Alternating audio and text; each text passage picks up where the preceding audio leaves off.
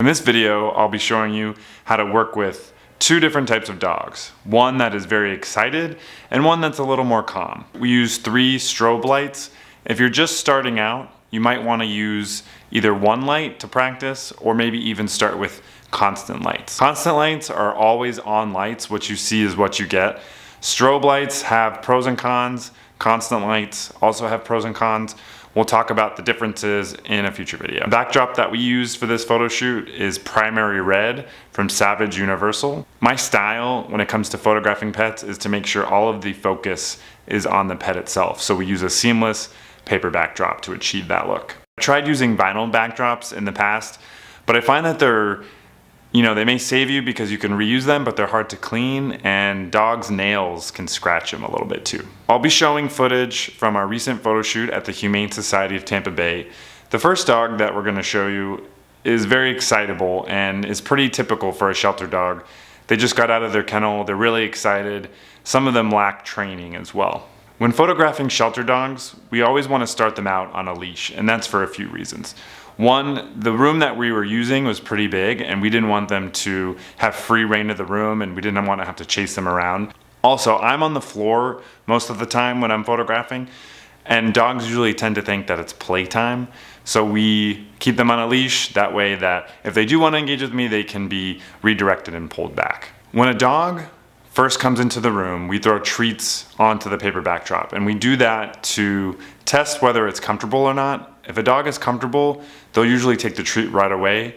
Some dogs, we're at a shelter, some dogs are very scared and nervous and they won't take a treat.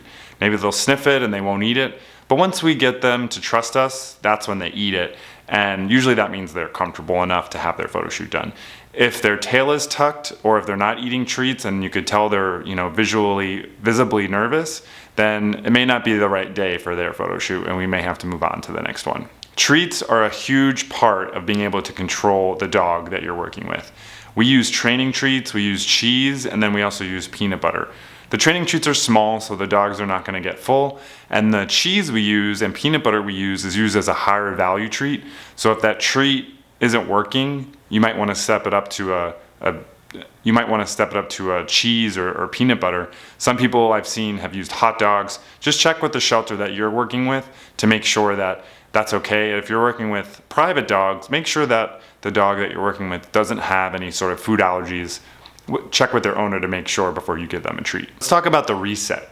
We have a term that we say reset, which means to the assistant that I'm working with, let's go ahead and reset their position because I'm not getting the body position that I want, or I'm not getting the angle that I want. So we kind of loop them in a circle. Sometimes we'll even walk them around the room, and that's our reset. And that helps the dog reset, it helps me, it helps the assistant know that, okay, we need to get this dog in a different position.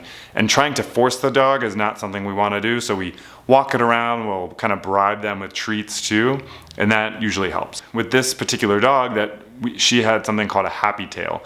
And a happy tail means that they're just simply happy and wagging their tail, which is a good sign that they're comfortable enough for their photo shoot. But sometimes it hits the backdrop and it makes a loud thunder-like noise and it can spook them. And then what we'll find is that they will be so spooked that they don't want their back to the backdrop. Some dogs are able to recover from this.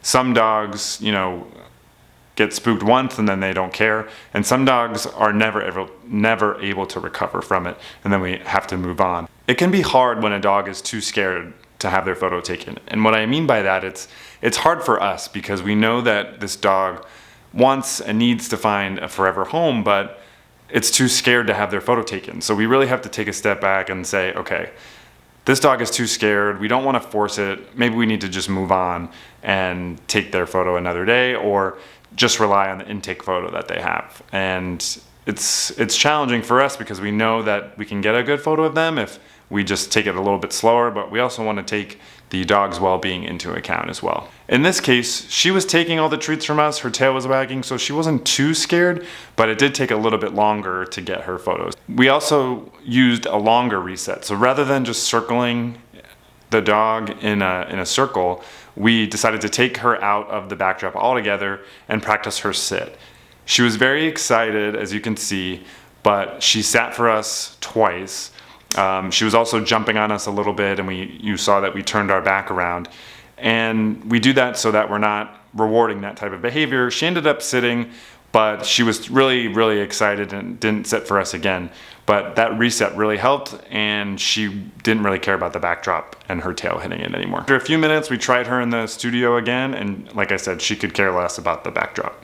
When you have a dog like this that's somewhat timid and maybe excitable and unsure of her surroundings, it's important to be really patient. The dog or any pet that you're photographing is gonna really pick up on your behavior and your demeanor, and if you're nervous, they're gonna be nervous too. So don't be too excitable, keep a calm demeanor, and the dog that you're photographing will also tend to be a little more calm as well. A photo shoot with flashing lights, a big camera, noises, this is something that most dogs have never experienced, especially if they're in an animal shelter. So one piece of advice I would give you is make sure that you're extremely patient with these dogs. They're not trained, they're nervous, they might be scared, they just got out of their kennel. Make sure that you are extra patient and your job will be much easier. The next dog I'm about to show you is the opposite of the first dog. This dog may have been a little bit older. She was already trained. I believe her owner just couldn't care for her anymore, or maybe was moving. But you could see that she's much calmer. She was really into the treats, and she sat beautifully. So much so that we felt comfortable taking her leash off. You'll notice that we added another assistant for this one. Mary, my wife, who runs the company with me, she was the one facilitating the treats. In this instance, I was a little farther away than I could have been within arm's reach, so we used the treats to get her attention. She was already sitting, and we dragged pretty quickly the treat to the top of my camera, and that is how she was able to look right into the camera. So we take the treat, with a pretty quick motion, we get her to look at the camera by bringing that treat to her, and then when it flashes, we give her the treat right away. That reinforcement shows, okay, the flash is going off, you get a treat. Flash is going off, you get a treat. So that helps them get a little more comfortable because they're like, oh, this is awesome, I'm getting treats. I could do this all day, which is what you're seeing with this next dog. When I first started pet photography, I learned on dogs like the first dog. Not trained very well, excitable, and that helped me get really good at learning my equipment, learning how to work with dogs, learning how to train assistants to get them to put the dogs in a position that I need them in. So then when it came to photographing owned animals and dogs like the second dog, it was so much easier because I already had trained on these difficult dogs. So there you have it. Those are my tips for working with dogs and shelter photography. If you're new here, make sure to look at the link below to join our Facebook group. We have an active Facebook group of like-minded photographers who are wanting to learn pet photography, so check that out. And we'll be covering more topics related to pet photography. Lighting, we'll be talking about gear, we'll be talking about how to work with cats and other animals too. So thanks for watching, and we'll see you in a future video.